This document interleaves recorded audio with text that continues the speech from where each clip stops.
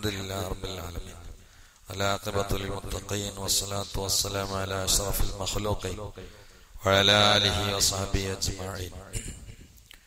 കച്ചവടത്തിൽ ബർക്കത്തുണ്ടാവാനും മക്കൾ സ്വാലിഹ്യങ്ങളാവാനും ദർസിലേക്ക് 500 രൂപ, മരണപ്പെട്ടു പോയ പിതാവിന്റെയും ഭാര്യയുടെയും പരലോകത്തിന് വേണ്ടി ദുആ ചെയ്യാൻ പള്ളിയിലേക്ക് 500 രൂപ, മാതാപിതാക്കളുടെ പരലോകത്തിന് ദുആ ചെയ്യാൻ 500 രൂപ, സ്ഥലം വിറ്റ് കിട്ടാൻ 500 രൂപ, സ്വാലിഹായ സന്താനമുണ്ടാകാൻ 1000 രൂപ, ബാംഗ്ലൂരിലുള്ള ഫർസാൻ എന്ന സഹോദരിയുടെ ക്യാൻസർ മാറാൻ ദർസിലേക്ക് 2000 രൂപ, ഭാര്യയുടെ അസുഖം ശിഫയാൻ അബ്ദുറസാഖ് എന്ന സഹോദരന് 1700 രൂപ, നേർച്ചാക്കി 200 രൂപ, പരീക്ഷയിൽ ഹൈറ വിജയമുണ്ടാവാൻ 100 രൂപ.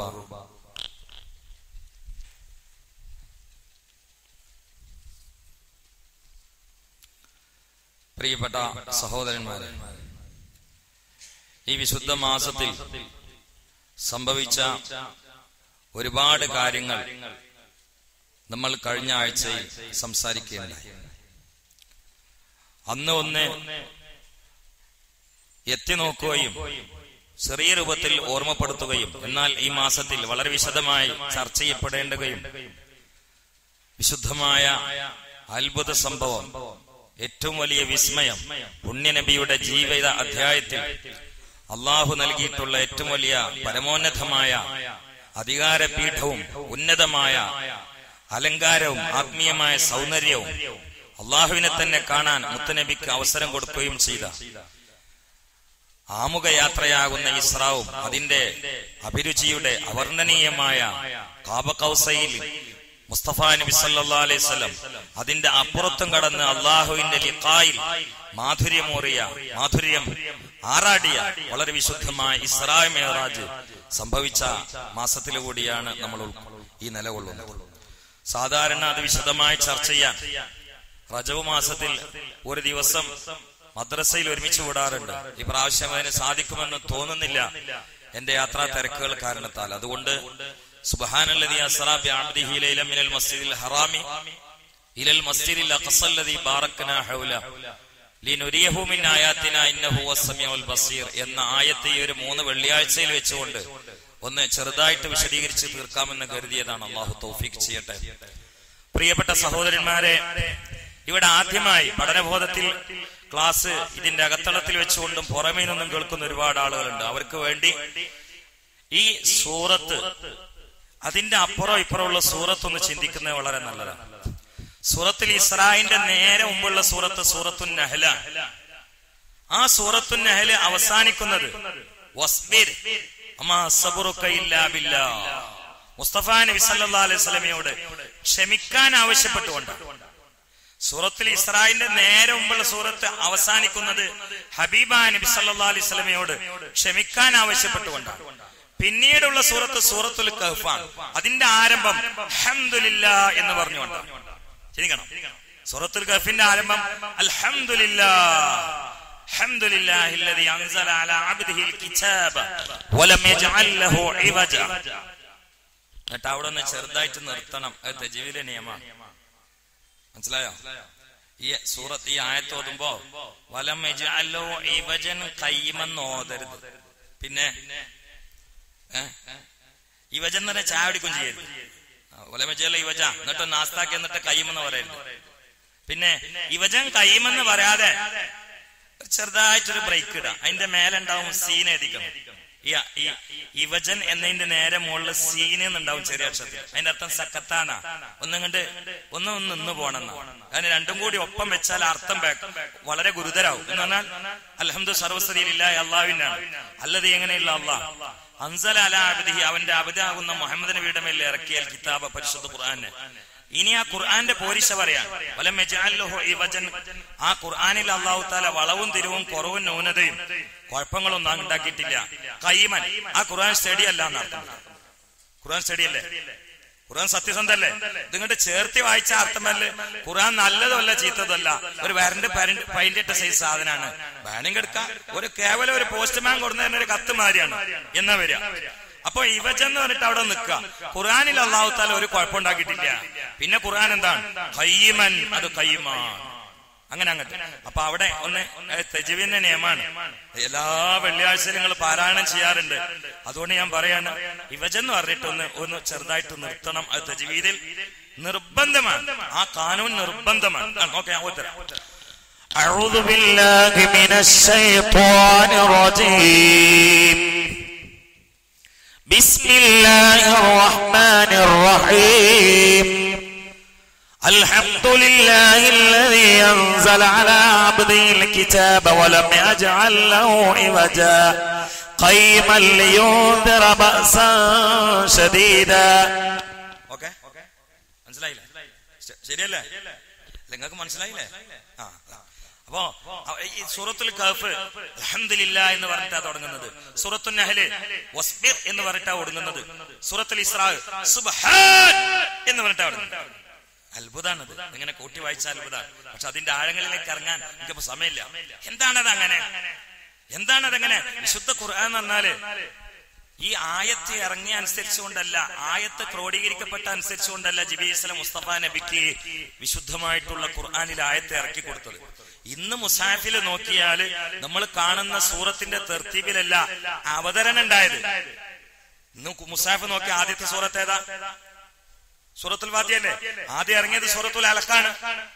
അപ്പൊ ഇറങ്ങിയ ക്രമം അനുസരിച്ചുകൊണ്ടാണ് ക്രോഡീകരിക്കപ്പെട്ടെങ്കിൽ ആദ്യം വേണ്ടത് സൂറത്തുൽ അലഖാണ്. അങ്ങനെയല്ല. പിന്നെ ഓരോ സൂറത്തും ഓരോ ആയത്ത് ഇറങ്ങുമ്പോ അള്ളാഹു റബ്ബുൽ ഇസ്സത്ത് മുസ്തഫ നബിക്ക് ഇൽഹാമ ചെയ്തിരുന്നു, ഇത് ഇന്ന സ്ഥലത്ത് ഇന്നോടത്ത് വെക്കണം എന്ന്. അങ്ങനെ അള്ളാഹു അറിയിച്ചു കൊടുക്കുന്ന അനുസരിച്ചുകൊണ്ട്, ജിബ്രീൽ അലൈഹിസ്സലാം പറഞ്ഞു കൊടുക്കുന്ന അനുസരിച്ചുകൊണ്ട് സയ്യിദ് ഇബ്നു സാബിത്ത് റളിയല്ലാഹു തആല അൻഹുവിനോട് മുഹമ്മദ് നബി സല്ലല്ലാഹു അലൈഹി വസല്ലം പറഞ്ഞിരുന്നു, ആ ആയത്ത് ഇന്ന സൂറത്തിന്റെ ഇവിടെ, ഈ ആയത്ത് ഇന്ന സൂറത്തിന്റെ അവിടെ, മറ്റേ ആയത്തിന്റെ മേലെ ഈ ആയത്ത്, അതിന്റെ ആയത്തിന്റെ. ഇത് വലിയ അത്ഭുതമല്ലേ? അപ്പോഴേ ഖുർആനിൽ ഇന്നത്തെ ക്രമത്തിന് ഈ അത്ഭുതം ഉണ്ടാവുള്ളൂ. അത് ഞാൻ വിശദീകരിച്ചാൽ നിങ്ങൾക്ക് മനസ്സിലാവുള്ളൂ. അൽഹംദു അഞ്ചക്ഷരമാണ്, ലില്ലാഹ് എട്ടക്ഷരങ്ങളാണ്. അൽഹംദു എന്നതുകൊണ്ടാണ് വിശുദ്ധമായിട്ടുള്ള നിസ്കാരം 5 വഖത്താണ്. അത് മിഅ്റാജ് രാത്രിയിൽ സമ്മാനിച്ചതാണ്. അൽഹംദു 5 അക്ഷരം, ലില്ലാഹ് 8 അക്ഷരമാണ്.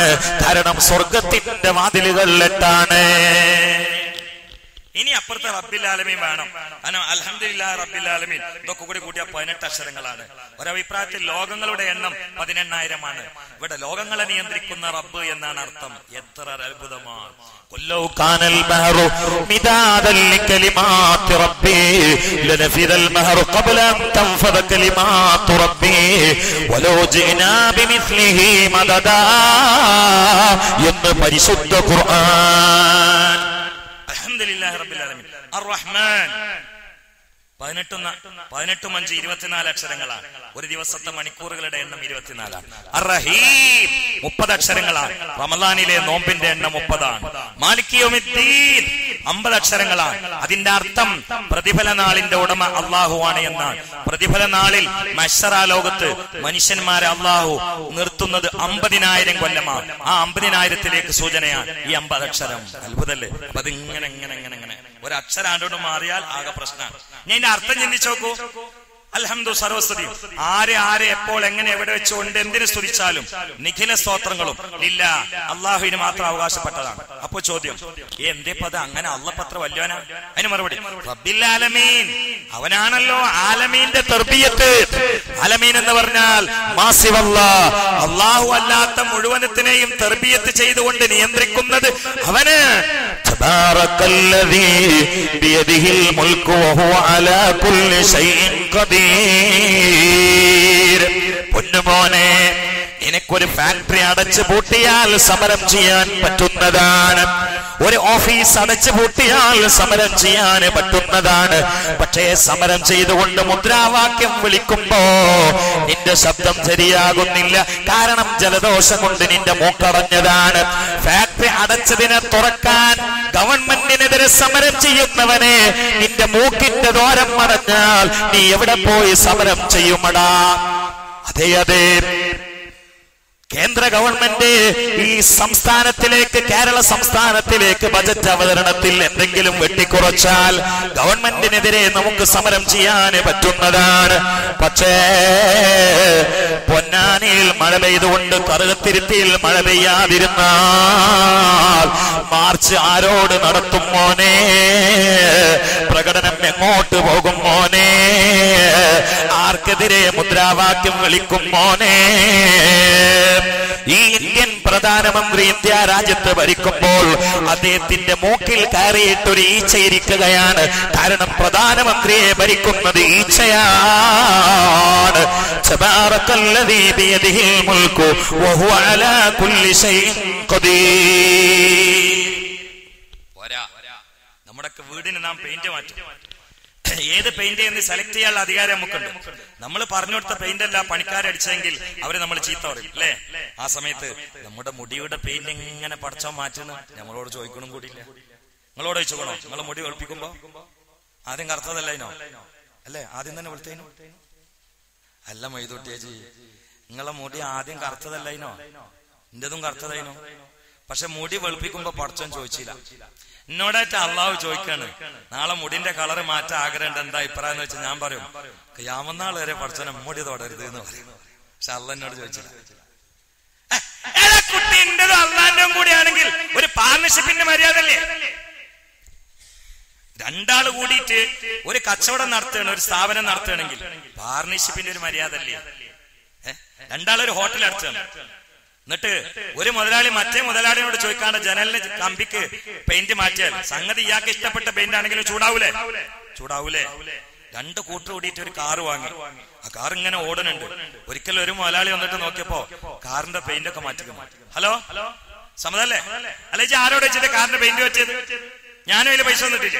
അല്ലടാ അതെനിക്ക് ഇഷ്ടപ്പെടുന്ന ആഴ്ച മാറ്റാൻ പറ്റും. എന്റേതും എന്റെതും കൂടിയല്ലത് എന്നതുപോലെ ഈ മുടികൾ എന്റേതും പടച്ചോന്റേതും കൂടിയാണെങ്കിൽ പെയിന്റ് മാറ്റുമ്പോ അള്ളാഹു തആല വിവരം ചോദിക്കും. എന്നോട് ചോദിച്ചിട്ടില്ല.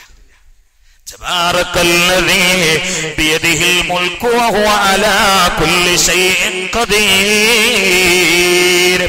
ഇവിടെ ഖൽഖ് റബ്ബിന്റേതാണ്, ഇവിടെ മുൽക്ക് റബ്ബിന്റേതാണ്. എന്നാൽ ഹുക്കുമും അല്ലാഹുവിന്റേതാ. അല്ലാഹു നാസിറ, നമ്മൾ മൻസൂറ. അല്ലാഹു ഖാലിഖ, നമ്മൾ മഖ്ലൂഖ. അല്ലാഹു ഹാഫിളാണ്, നമ്മൾ മഹ്ഫൂള. ഇവിടെ നമ്മുടെ കയ്യിൽ ഒരധികാരവും ഇല്ല. ഒരധികാരവും ഉണ്ട് എന്ന് തോന്നിയാൽ അവൻ ഏറ്റവും വലിയ വിഡ്ഢിയാണ്. എന്റെ വാഗപ്പ അങ്ങോട്ട് ഞാൻ കരുത്തില്ല. അപ്പൊ റബ്ബിൽ ആലമീൻ ലോകത്തിന്റെ തെർബിയത്ത് അവനാണ്. അതുകൊണ്ടാണ് എല്ലാ സ്തുതിയും അവനാ. അപ്പൊ ഒരു ചോദ്യം, ലോകത്തിന്റെ റബ്ബ് പടച്ചവനാണെങ്കിൽ അവൻ ഭയങ്കര അക്രമിയായിരിക്കും. അന്നത്തെ അറബികൾക്ക് അത് തോന്നും. എന്തേ?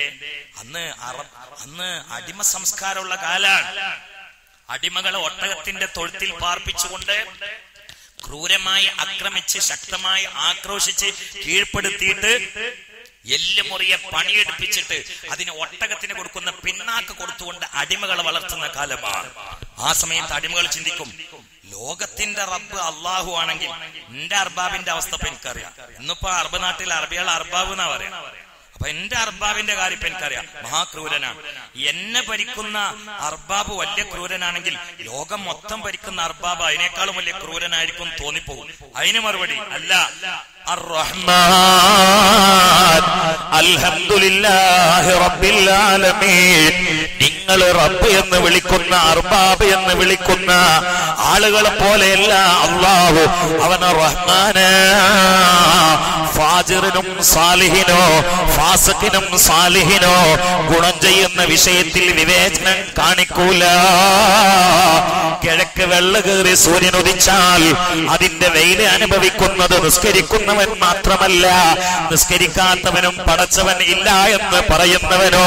അബ്ദുൽ ജലീലും അബൂബക്കറും രാമനും അയ്യപ്പനും പറങ്കോടനും ജോസഫോ എല്ലാം സൂര്യന്റെ വെളിച്ചം അനുഭവിക്കുകയാ, മഴയുടെ വെള്ളം കുടിക്കുകയാ, കാറ്റിന്റെ സുഖം അറിയുകയാണ്, ഓക്സിജൻ ശ്വസിക്കുകയാണ്, വിശ്വസിക്കുകയാ. കാരണം അവന് റഹ്മാനാ. അപ്പൊ ചോദ്യം. അത് ശരി, എല്ലാവർക്കും അനുഗ്രഹം ചെയ്യുന്ന ആളാണ് പടച്ചവനെങ്കിൽ നമുക്ക് കോച്ചറായി തരത്തിൽ എങ്ങനെ ജീവിക്കാമല്ലോ. കാരണം അള്ളാഹ് ഭയങ്കര സ്നേഹനിധിയാണ്. അതുകൊണ്ട് നമുക്ക് എങ്ങനെ സിനിമ കാണാം, എങ്ങനെയും വ്യഭിചരിക്കാം, എങ്ങനെയും കള്ളുടിക്കാം, ഒരു പ്രശ്നമില്ല. അപ്പൊ അതിന് മറുപടി അത് ദുനിയാവിൽ ഇവിടെ റഹ്മാനിയത്തിന്റെ സിഫത്താണ് വർക്ക് ചെയ്യുന്നതെങ്കിൽ ആഖിറത്തിൽ വർക്ക് ചെയ്യുന്നത് റഹ്മാനിയത്തിന്റെ സിഫത്തല്ല, റഹീമിയത്തിന്റെ സിഫത്താണ്. ഇവിടെ ഒരു ആട് കൊമ്പോടുകൂടി കൊമ്പില്ലാത്ത ആടിനെ കുത്തിവേദനിപ്പിച്ചാൽ നാളെ ഈ ആടിന് കൊമ്പ് കൊടുത്തുകൊണ്ട് പടച്ചവൻ ഏത് ആടിനാണോ കുത്തു കിട്ടിയത് ആടിനെ തിരിച്ച് കൊമ്പ് കൊടുത്തുകൊണ്ട് ഇവിടെ കുത്തിവേദനിപ്പിച്ച ആടിനെ തിരിച്ച് കുത്തിപ്പിച്ചുകൊണ്ട് പകരം തീർത്തുകൊണ്ടാണ് ആടുകളോടും മാനുകളോടും പട്ടികളോടും കരടികളോടും പുലികളോടും നായക്കളോടും കൂനി തുറാബ എന്ന് പറയുന്നതെങ്കിൽ റഹ്മാനിയത്ത് ദുനിയാവിലാണ്, പരലോകത്ത് റഹീമിയത്താ. അങ്ങനെ അങ്ങോട്ട് പറയുമ്പോ മനുഷ്യന്മാരെ കൽബെല്ലാം പരലോകത്ത് കണ്ടുപോയി. അങ്ങനെ ഒരു പരലോകം ഉണ്ടോ എന്ന ബേജാറിൽ അങ്ങനെ നിൽക്കുമ്പോഴാണ് ആയത്ത് വെച്ചു കൊടുത്തത്. ഉണ്ട് മാലിക് യൗമിദ്ദീൻ, അവനാണ് പ്രതിഫല നാടിന്റെ ഉടമ. ഇവിടെ പകരം തീർക്കാൻ പറ്റൂല. ഇവിടെ റിയാസിനെ ഒരു മനുഷ്യൻ പാതിരാത്രിയിൽ കൊന്നാൽ അവനും നമുക്ക് സുപ്രീം കോടതിയിൽ നിന്നോ ഹൈക്കോടതിയിൽ നിന്നോ ഇനി വധശിക്ഷ തന്നെ വിധിച്ചാൽ പോലും അത് പകരമാകൂല. കാരണം അത് ഒരിക്കലും തന്നെ പൂർണ്ണമായ നീതി നടപ്പിലാക്കാനേ ദുനിയാവിൽ കഴിയൂല. ഞാൻ ചോദിക്കട്ടെ, ഒരു വ്യക്തി ഒരാളെ കൊന്നു, ഒരു വ്യക്തി 10 ആളെ കൊന്നു, അല്ലെങ്കിൽ 100 ആളെ കൊന്നു. ഈ 2 വ്യക്തിക്കും സുപ്രീം കോടതി വധശിക്ഷ നടപ്പിലാക്കിയാൽ 2 പേരോടും ഒരേ ശിക്ഷയല്ലേ സുപ്രീം കോടതിക്ക് നടപ്പിലാക്കാൻ പറ്റിയത്? ഒരാളെ കൊന്നു, മറ്റൊരാൾ 100 ആളെ കൊന്നു. ഈ 2 പേർക്കും പരമാവധി ദുനിയാവിൽ നിന്ന് കോടതിയിൽ നിന്ന് നീതിപരമായ നിയമം വന്നാൽ തന്നെ ഒരേ ശിക്ഷയാണ്, ഒരേ പ്രാവശ്യം വധിക്കലാണ് നടപ്പിലാക്കാൻ പറ്റുന്നതെങ്കിൽ ഒരാളെ കൊന്നാൽ മറ്റൊരാൾ 100 ആളെ കൊന്നാൽ എന്റെ ചോദ്യം, 99 ആളെ കൊന്നതിന്റെ ശിക്ഷ നടപ്പിലാക്കാൻ ദുനിയാവിലെ കോടതികൾക്ക് കഴിയുമോ? ഇല്ല എങ്കിൽ അവിടെയാണ് മാലിക് യൗമിദ്ദീൻ. ഒരാളെ കൊന്നവന് അതിനനുസരിച്ചു കൊണ്ടുള്ള ശിക്ഷയാണ്, 100 ആളെ കൊന്നവന് അതിനനുസരിച്ചു കൊണ്ടുള്ള ശിക്ഷയാണ്.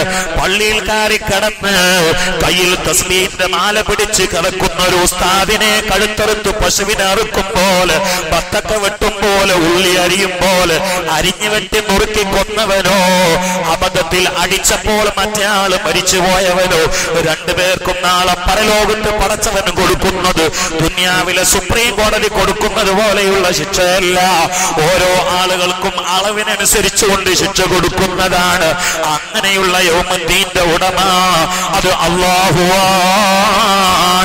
ഇതിങ്ങോട്ട് കൽബിലേക്ക് വരോടുകൂടി പിന്നെ അവൻ എന്ന് പറയുന്ന അവസ്ഥയിൽ നിന്ന് മനുഷ്യന്റെ മാനസികാവസ്ഥ അങ്ങ് തെറ്റിയിട്ട് അല്ലാഹുവിനെ നേരെ മുന്നിൽ കാണുന്നത് പോലെ, അല്ലെങ്കിലും അത് തന്നെയാണല്ലോ ഇഹ്സാന്, അതിനു വേണ്ടിയാണല്ലോ ദുനിയാവ്. അങ്ങനെ മുമ്പിൽ അള്ളാഹുവിന്റെ ചൈതന്യം അങ്ങ് അനുഭവിക്കുമ്പോ പിന്നെ അൽഹംദു എന്നതിൽ പറഞ്ഞതുപോലെ അവനെന്ന സീഗയല്ല, അർറഹ്മാൻ എന്നതിൽ പറഞ്ഞതുപോലെ അവനെന്ന സീഗയല്ല, അർറഹീം എന്നതിൽ പറഞ്ഞതുപോലെ അവനെന്ന സീഗയല്ല, മാലിക് യൗമിദ്ദീൻ എന്നതിലെ പ്രയോഗമല്ല. ഇയ്യാക നിന്നോട് മാത്രം നഅ്ബുദു, ഞങ്ങൾ ഇബാദത്ത് ചെയ്യുന്നു റബ്ബേ. ഇലാഹിയായ വിശ്വാസത്തിൽ ഏത് അനക്കങ്ങളും ഏത് പ്രവർത്തനങ്ങളും ഏത് വണക്കവും ഏത് വഴക്കവും ഏത് സാഷ്ടാംഗവും ഏത് ബഹുമാനവും തമ്പുരാനേ അത് നിന്നോട് മാത്രമാണ്. വഇയ്യാക നസ്തഈൻ, സാധാരണ കാര്യമെന്നല്ല, അസാധാരണ കാര്യമെന്നല്ല, ദുന്യവിയായ വിഷയമെന്നല്ല, ഭൗതികമായ വിഷയമെന്നല്ല. ഏത് കാര്യത്തിലും സഹായം തേടുന്നത് സ്വമേധ വിജയത്തിലൂടെ സഹായിക്കുമെന്ന വിശ്വാസത്തിൽ സഹായം തേടുന്നത് നിന്നോട് മാത്രമാണ് അല്ലാഹ് എന്ന് പടച്ചവനോട് മുഖാമുഖം കണ്ട് സംസാരിക്കുമ്പോൾ മുഅ്മിനായ മനുഷ്യനെന്ന് സംസാരിക്കുകയാ. ഫാത്തിഹാന്റെ സൗന്ദര്യം കണ്ടോ? ഫാത്തിഹാന്റെ സൗന്ദര്യം കണ്ടോ? ഇത് ഒരായത്തെ അങ്ങോട്ടും ഇങ്ങോട്ടും മാറ്റി വെച്ചാൽ ഈ ക്രമം കിട്ടൂല. അതാണ് അതിന്റെ ഒരു മോഡൽ ഞാൻ കാണിച്ചെന്നാണ്. ഇത് ഇങ്ങനെയൊന്നുമല്ല. ഫാത്തിഹയിലെ ബാ എന്ന അക്ഷരത്തിന് ഞാൻ കണ്ണൂർ വെച്ചുകൊണ്ട് 5-8 മണിക്കൂർ പ്രസംഗിച്ച ആളാണ്. സീൻ എടുക്കാതെ ബാ എന്ന അക്ഷരം എടുത്തുകൊണ്ട് പൊന്നാനെ വെച്ചുകൊണ്ട് ബാ എന്ന വിഷയം 2 ദിവസം പ്രസംഗിച്ച ആളാണ്. ഞാൻ ഒരു മുത്തഅല്ലിമാണ്. എനിക്ക് അങ്ങനെ പറയാൻ കഴിയെങ്കിൽ ആലിമീങ്ങളുടെ അവസ്ഥ എന്താണ്? അതാണ് വിശുദ്ധ ഖുർആൻ. ഇൻഷാ അല്ലാഹ് നമുക്ക് അവസരോചിതമായിട്ട് നോമ്പിനൊക്കെ വിശദീകരിച്ച് സംസാരിക്കാം. അല്ലാഹു തൗഫീഖ് ചെയ്യട്ടെ. അപ്പൊ എവിടെ പറഞ്ഞത് സുബ്ഹാൻ പറഞ്ഞിട്ടാ. ഇന്ന് ഒറ്റ കാര്യം ഞാൻ പറയാം. മിറാജിലേക്കും ഇസ്രായേലിലേക്കും ഇൻഷാ അല്ലാഹ് പിന്നെ വഴി ഞാൻ കിടക്കാം. ഒറ്റ കാര്യം, ഈ സുബ്ഹാൻ ഇട്ടിട്ട് ഖബർ പോയി കിടക്കുമ്പോ എല്ലാ ദിവസങ്ങളിലും മീക്കായിൽ വന്നിട്ട് സിയാറത്ത് ചെയ്യണമെന്ന് ആഗ്രഹിക്കുന്ന ആളുകൾ നിങ്ങളൊക്കെ അങ്ങനെ ആഗ്രഹിക്കുന്നുണ്ടോ? നമ്മൾ ഖബർ പോയി കിടന്നാൽ എല്ലാ ദിവസങ്ങളിലും മീക്കായിൽ അലൈഹിസ്സലാം വന്നിട്ട് നമ്മൾ സിയാറത്ത് ചെയ്യാം. അതിന് ആഗ്രഹിക്കുന്ന ആൾക്കാര് കൈ വന്ദിച്ചാണെന്ന് ഞാൻ പറയണില്ല. എല്ലാരും ആഗ്രഹമില്ലേ? എന്നാ അതിന് നല്ലൊരു വഴി ഞാൻ പറയാം. സുബ്ഹാന റബ്ബിയൽ അലാ വബിഹംദിഹി എന്നോ സുബ്ഹാനല്ലാഹ് എന്നോ അധികരിപ്പിച്ചാൽ ഓം മരിച്ചാൽ എല്ലാ ദിവസങ്ങളും സാറഹു മീകാഈലു ഇമ്മാത സാറഹു മീകാഈലു മുഹമ്മദ് മുസ്തഫ. അവൻ മരിച്ചാൽ മീകായിൽ അലൈഹിസ്സലാം അവനെ വന്നിട്ട് എന്നും സിയാറത്ത് ചെയ്യുമെന്ന് നബിയുനാ മുഹമ്മദ് മുസ്തഫ. ഒരു പണിയില്ല. ബൈക്കും അങ്ങനെ പോകുമ്പോ സുബ്ഹാനല്ലാഹ്. അല്ലെങ്കിലും കയറ്റം കയറുമ്പോ ചൊല്ലൽ സുന്നത്താണല്ലോ സുബ്ഹാനല്ലാഹ്. അല്ലെങ്കിലും വണ്ടി കയറുമ്പോ ചൊല്ലൽ സുബ്ഹാനല്ലദീ സഖറ ലനാ. വസ്വാസ് ഉണ്ടാക്കരുത്. ബസ് കയറുമ്പോ ഒരാള് സുബ്ഹാനല്ലദീ സഖറ ലനാ സഖറ. അപ്പൊ ചക്കര പറഞ്ഞ് പോയി കിടക്ക അവിടുന്ന് വണ്ടിയാണ് കിട്ടുന്നത്. ഇത് ചക്കര ഇങ്ങനെ വിളിച്ചു കൊടുക്കാൻ പറ്റും. സഖറ ലനാ ഹാദാ വമാ കുന്നാ ലഹു മുഖരിനീൻ. സുബ്ഹാൻ കണ്ടോ? സുബ്ഹാൻ ഒരാൾ അധികരിപ്പിച്ചാൽ കേട്ടോളൂ. മഹാനരായ മുത്ത് ഹബീബ് മീകായിൽ അലൈഹിസ്സലാമിനോട് ചോദിക്കുകയാ, അഖ്ബിർനീ യാ ജിബ്രീൽ, ജിബ്രീലേ നിങ്ങൾ എനിക്കൊന്ന് പറഞ്ഞു തരുമോ? ഒരാളെ കുറിച്ച് അവൻ ധാരാളമായി ഖാല സുബ്ഹാനല്ലാഹ് സുബ്ഹാനല്ലാഹ് അധികരിപ്പിക്കുന്ന ഒരാൾക്ക് പരലോകത്ത് കിട്ടുന്ന മാത്തോ നിങ്ങളൊന്ന് എന്നെ അറിയിക്കുമോ എന്ന് മുത്ത് മുസ്തഫ മുഖറബുൽ അംലാക്ക് മലക്ക് ജിബ്രീലിനോട് ചോദിച്ചപ്പോൾ ജിബ്രീൽ പറഞ്ഞു, യാ റസൂലല്ലാഹ്, ആരെങ്കിലും സുബ്ഹാനല്ലാഹ് എന്നതിന്റെ കൂട്ടാളിയായാൽ പടച്ച തമ്പുരാനെ മലായിക്കത്തിനോട് പറയുന്നതാ, യാ മലായിക്കത്തീ ഇശ്ഹദൂ. സുബ്ഹാനല്ലാഹ് എന്ന് പറഞ്ഞ വ്യക്തിക്ക് വേണ്ടി മലായിക്കത്തിനോട് പടച്ചവൻ പറയുകയാ, നിങ്ങൾ സാക്ഷി നിന്നോ, ഖദ് ഗഫർതു ലഹു. ആ സുബ്ഹാനല്ലാഹ് പറഞ്ഞവന് ഞാൻ പുറത്തു കൊടുത്തിരിക്കുന്നു. വഅദ്ഖൽതുൽ ജന്ന, അവനെ സ്വർഗത്തിൽ നമ്മൾ കടത്തിയിരിക്കുന്നു എന്ന് അല്ലാഹു മറ്റുള്ള മലക്കുകളോട് സാക്ഷി നിൽക്കാൻ വേണ്ടി പറയുന്നതാ എന്ന് നബിയുനാ മുഹമ്മദ് മുസ്തഫ. അധികരിപ്പിക്കൂലേ? ഒരു പണിയില്ല. ഹദീസാണ്, ഒരു പണിയില്ല. എവിടെയും നമ്മൾ കിടന്നാൽ ഇങ്ങനെ ചൊല്ല. നിസ്കാരത്തിൽ നിന്ന് കണക്കൊന്നുമില്ല. കിടന്നാൽ സുബ്ഹാനല്ലാഹ് സുബ്ഹാനല്ലാഹ്. ബഹുമാനപ്പെട്ട കോയക്കുടി സാഹിന്റെ ആളായിരുന്നു. എപ്പോഴും വണ്ടിയിൽ നിന്നിട്ട് സുബ്ഹാനല്ലാഹ്, ഒരു അത്ഭുതം സുബ്ഹാനല്ലാഹ് ഒക്കെ ഉണ്ടായി. അങ്ങനെയൊക്കെ പറഞ്ഞിരുന്ന ഒരു തലമുറ നമുക്ക് ഉണ്ടായിരുന്നു അല്ലേ? നമ്മളെ കുടുംബത്തിലൊക്കെ ഒരു പ്രായമുള്ള ആളെ മുമ്പിൽ പോയാൽ 10 മിനിറ്റ് സംസാരിച്ചാൽ 20 പ്രാവശ്യമേൽ അള്ളി റസൂലും കടന്നു വന്നിരുന്നു. എനിക്കൊക്കെ ഒരുപാട്. എന്റെ ഒരു വല്യമ്മ ഉണ്ടായിരുന്നു, വാപ്പാന്റെ അമ്മ. അമ്മന്റെ അമ്മയൊക്കെ അങ്ങനെ തന്നെ ആയിരുന്നു. പക്ഷെ വാപ്പാന്റെ അമ്മനെ പ്രത്യേകിച്ച് ഓർക്കാണ്. കാരണം എപ്പ പോയാലും പടുത്ത് ഇവിടുന്ന് ഒരുപാട് ആളുകൾ വഫാത്തായിട്ട് വന്നിരുന്നു. പരിശുദ്ധ ഖുർആൻ മനപ്പാടുള്ള സഹോദരി. ഒരുപാട് സൂറത്തുകൾ മനപ്പാടുണ്ട്.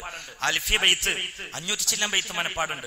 തെരിക്കത്തിന്റെ മസാല ഈ ഒറ്റ നിപ്പിൽ നിന്നിട്ട് കിതാബ് നോക്കാതെ ഏത് മുദരിസുമാർക്കും സംശയം തീർത്തു കൊടുക്കും. അത്ര വലിയ പാണ്ഡിത്യമുള്ള ആളായിരുന്നു. പാതിരാത്രിയിൽ എണീറ്റ് വേണ്ടുകൊണ്ട് ഒരു ചൂടിക്കാരെങ്ങനെ കെട്ടും. ആ ചൂടിക്കാരെ പിടിച്ചിട്ടാണ് തഹജ്ജുദ് നിസ്കരിക്കുക.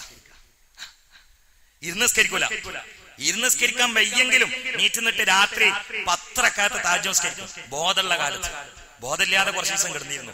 അന്ന് നിസ്കരിച്ചില്ല. അതുവരെ രാത്രി എണീറ്റിട്ട് ഈ പുറത്താണ്ട് പിടിക്കും ചൂടിക്കയറും. എന്നിട്ട് ഇങ്ങനെ നിസ്കരിക്കും. വഫാത്തായി പോയി, അള്ളാഹു തആല അവർക്ക് മഗ്ഫിറത്ത് കൊടുക്കട്ടെ, ദർജ ഉയർത്തി കൊടുക്കട്ടെ. നമ്മളൊക്കെ എപ്പോ പോയാലും സലാം പറഞ്ഞ അസ്സലാമു അലൈക്കും, വലൈക്കും സലാം, അൽഹംദുലില്ലാ എന്നെ കാണാൻ പറ്റി, കണ്ടോ ഒരു അൽഹംദുലില്ലാ, അൽഹംദുലില്ലാ എന്നെ കാണാൻ പറ്റി. ആദ്യം പറയലെങ്ങനെ അൽഹംദുലില്ലാ എന്നെ കാണാൻ. ഇനി മുത്തനബിന്റെ ബർക്കത്തുണ്ട് എപ്പോഴാ, അപ്പൊ മുത്തനബി ആദ്യം അള്ളാഹ് പിന്നെ മുത്തനബി. ഒരു 10 മിനിറ്റ് സംസാരിച്ചാൽ ഒരു 5-8 പ്രാവശ്യം അള്ളാനും പറയും, ഒരു 10-15 പ്രാവശ്യം മുഹമ്മദ് മുസ്തഫാനും പറയും. അത് കേട്ട് കട്ടിൻ്റോട്ട് കിടന്നിട്ട് ഇങ്ങനെ വളർന്നാണ് നമ്മളൊക്കെ. അതിന്റെ ഒരു തൗഫീഖായിരിക്കും ഇപ്പൊ റസൂലുള്ളാഹിനെ പറയാൻ കിട്ടണേ. ഇന്നിപ്പോ പ്രായമുള്ള ആൾക്കാരെടുത്താണ് പോണെങ്കിൽ കുഞ്ഞനിയെ എപ്പോഴാ വന്നേ, എന്താ ബുദ്ധി കൊടുക്കാൻ പോണേ, ചായ കുടിച്ചാ, പിന്നെ കുറെ ഭിത്തിനും ബസാറും. ഈ നന്മന്റെ നാവ് അങ്ങോട്ട് അരിഞ്ഞു കൊണ്ടുപോയി. ഇപ്പൊ നാവും മക്കളത് ഭിത്തിനും ബസാറും പാരമ്പര്യമാണ്. അതുകൊണ്ട് ആ കുടുംബത്തിൽ വളർന്ന അങ്ങനത്തെ കുട്ടികളൊക്കെ നോക്കാൻ നിങ്ങൾ പിടിച്ച് വലിച്ചാ പള്ളി കിട്ടൂല, ട്രൗസർ ഇട്ടിട്ട് ഭിത്തിനും ബസാറും നടത്തി നടത്ത, വേറെ ഒന്നുമില്ല. അള്ളാഹു കാത്തുരക്ഷിക്കട്ടെ. ചിന്തിക്കണേ ചിന്തിക്കണേ ചിന്തിക്കണേ. ഇതാ അവരാ പാരമ്പര്യം എങ്ങനെയാണ് പ്രകാശത്തിൽ ഉറച്ചു നിന്നതെന്നറിയോ? സുബ്ഹാനല്ലാഹ്. ഇങ്ങനെയുള്ള ഹദീസും ചരിത്രങ്ങളും ആയത്തും രേഖകളുമാണ് അവരെ പ്രേരിപ്പിച്ച് പ്രോത്സാഹിപ്പിച്ച് പഠിപ്പിച്ച് അവരുടെ തലമുറ പാകപ്പെടുത്തിയത്. നമ്മളും നമ്മുടെ മക്കളെ പാകപ്പെടുത്തേണ്ടത് അങ്ങനെയാണ്. നബിയേ, ആരെങ്കിലും സുബ്ഹാനല്ലാഹ് എന്നതിനെ അധികരിപ്പിച്ചാൽ പടച്ചവൻ മലായികത്തിനോട് അവനക്ക് വേണ്ടി സാക്ഷീർത്തുന്നതാണ്. ഞാൻ അവനെ പുറത്തു കൊടുത്തു, മലായികത്തെ വദ്ഖൽതുൽ ജന്ന, ഞാൻ അവനെ സ്വർഗത്തിൽ പ്രവേശിപ്പിക്കുകയും ചെയ്തിരിക്കുന്നു. പിന്നീട് ചെയ്യുന്നതിനെ ചെയ്തു എന്ന് മാളിയായിട്ട് പറയുമ്പോൾ തഹഖുഖിന് വേണ്ടിയാണ് എന്നാണ് നഹ്വിയ ഖായിദ. അപ്പൊ സ്വർഗത്തിൽ അവൻ കടക്കുമെന്നത് ഉറപ്പ്. മുഹമ്മദ് മുസ്തഫ. ചിന്തിക്കണേ. പോരാ പോരാ, കേട്ടോളൂ. അങ്ങനെയുള്ളവൻ മരിച്ചു കഴിഞ്ഞാൽ സാറഹുൽ മീകായിൽ, ഈ എല്ലാ ദിവസങ്ങളും അവന്റെ ഖബറിനെ മീകായിൽ സന്ദർശിക്കുന്നതാണ്. ഈ ഹദീസ് കണ്ടപ്പോ ഞാൻ അങ്ങനെ ചിന്തിച്ചു, എന്താ മീകായിൽ സന്ദർശിക്കുന്നതാണെന്ന് പറഞ്ഞത്? അങ്ങനെ ഉണ്ടല്ലോ. സുബ്ഹാനല്ലാഹ് അധികരിച്ച ആള് എല്ലാ ദിവസങ്ങളിലും ഖബറിൽ മീകായിൽ സന്ദർശിക്കുമെന്ന് മാത്രമല്ല, അവന്റെ കൂടെ ഖിയാമത്ത് നാളിൽ മീകായിൽ ഒപ്പം ഇങ്ങനെ നടക്കുന്നുണ്ട്. സുബ്ഹാനല്ലാഹ് അധികരിപ്പിച്ച ആളെ കൂടെ നാളെ മഹ്ശർ സഭയില് സുബ്ഹാനല്ലാഹ് അധികരിപ്പിച്ച ആളെ ഒപ്പം മീകായിൽ ഉണ്ടാവും. എന്നിട്ട് പടച്ചവനോട് പറയും, പടച്ചോനെ ഈ മനുഷ്യന്റെ കാര്യത്തിൽ ശഫീഇനി, എന്റെ ശഫാഅത്തിനെ സ്വീകരിക്കണം. കാരണം ഞാനും ഇവരും ഭയങ്കര ലോക്യാണ്, ഞങ്ങൾ തമ്മിൽ ഭയങ്കര ഫ്രണ്ട്ഷിപ്പാണ്. അത് തീരണമെങ്കിൽ എന്റെ ശഫാഅത്തോടു കൂടിയല്ലാതെ എന്റെ കടമ തീരൂല. അതുകൊണ്ട് ഇവന്റെ വിഷയത്തിൽ എനിക്ക് റെക്കമെന്റിനുള്ള അവസരം തരണമെന്ന് മീകായിൽ അള്ളാഹുവിനോട് ചോദിച്ചു വാങ്ങുമെന്ന് മുഹമ്മദ് മുസ്തഫ. അപ്പൊ അള്ളാഹു തആല അതിനുള്ള അവസരം കൊടുക്കും. അതിൽ മീകായിൽ അലൈഹിസ്സലാം, പടച്ചോനെ എന്ത് തെറ്റുണ്ടെങ്കിലും ഇവനെ ഈ സ്വർഗത്ത് കടത്തുക, ഇവൻ എന്റെ ആളാണ്, കാരണം ഇവൻ സുബ്ഹാനല്ലാഹ്.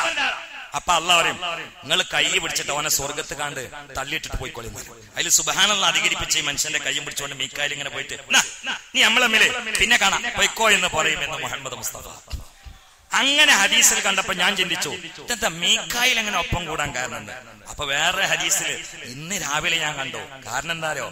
ആദ്യമായിട്ട് ലോകത്ത് സുബ്ഹാനല്ലാഹ് എന്ന് പറഞ്ഞത് മീകായിൽ അലൈഹിസ്സലാം. ആദ്യമായി പടച്ചവന്റെ സൃഷ്ടികളിൽ സുബ്ഹാനല്ലാഹ് എന്ന് പറഞ്ഞത് മലക്കുകളുടെ ലോകത്ത് മീകായിൽ അലൈഹിസ്സലാമാണ്. മീകായിൽ അലൈഹിസ്സലാമാണ് സുബ്ഹാനല്ലാഹ് എന്ന് പറഞ്ഞത്. അല്ലെങ്കിലും പ്രപഞ്ചം മൊത്തം സുബ്ഹാനല്ലാഹിലല്ലേ. സബ്ബഹ ലില്ലാഹി മാ ഫിസ് സമാവാതി വൽ അർളി ലഹുൽ മുൽക്കു വലഹുൽ ഹംദു വഹുവ അലാ കുല്ലി ഷൈഇൻ ഖദീർ. സൂറത്ത് സഫ് മാലി സബ്ബഹ നി മുലാരി. സൂറത്ത് തഗാബുൻ യുസബ്ബിഹു ലില്ലാഹി മാ ഫിസ് സമാവാതി വൽ അർള്. മുലാരി അംർ സൂറത്തുൽ ആല. സബ്ബിഹ് ഇസ്മ റബ്ബിക്കൽ അഅ്ലാ അല്ലദീ ഖലഖ ഫസവ്വാ. അംർ മസ്തർ സൂറത്തുൽ ഇസ്രാ. സുബ്ഹാനല്ലദീ യസ്റാ ബിഅബ്ദിഹി ലൈലൻ മിനൽ മസ്ജിദിൽ ഹറാം ഇലൽ മസ്ജിദിൽ അഖ്സല്ലദീ ബാറക്നാ ഹൗലാ ലിനുരിയഹു മിൻ ആയാതിനാ ഇന്നഹു ഹുവസ് സമീഉൽ ബസീർ.